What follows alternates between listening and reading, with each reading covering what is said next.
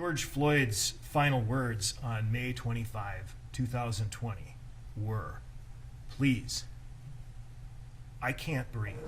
I can't breathe, officer.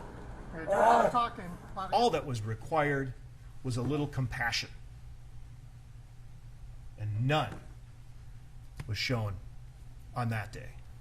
In closing arguments, the state telling the jury to remember the videos from George Floyd's final day. Believe your eyes. What you saw happened, happened.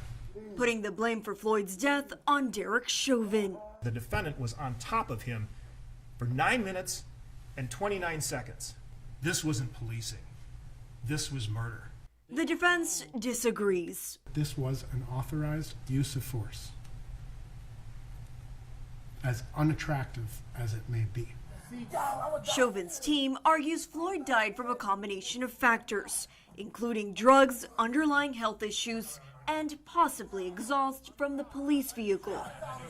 But it's up to the jury to determine Chauvin's fate. If convicted on the highest charge, second-degree unintentional murder, the former officer faces up to 40 years in prison. You have to take into account that officers are human beings, capable of making mistakes in highly stressful situations.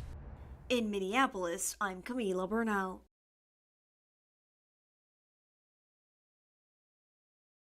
I will invoke my Fifth Amendment privilege today.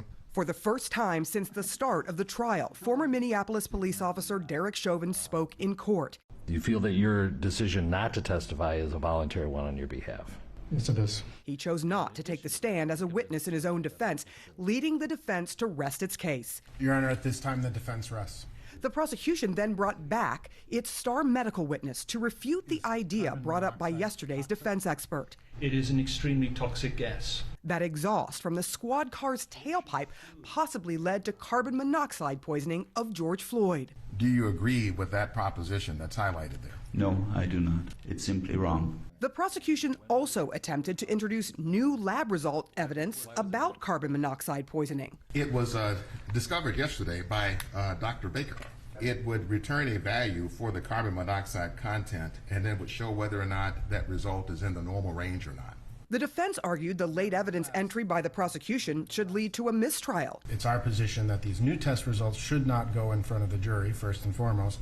And second, if they were, I would be moving for a mistrial. The judge agreed. I find that Dr. Fowler's report gave sufficient notice to the state that the carbon monoxide that potentially was in George Floyd's blood could have affected cause of death. The late disclosure has prejudiced the defense. It's not going to be allowed. A short time later, all witness testimony came to an end. The state of Minnesota rests.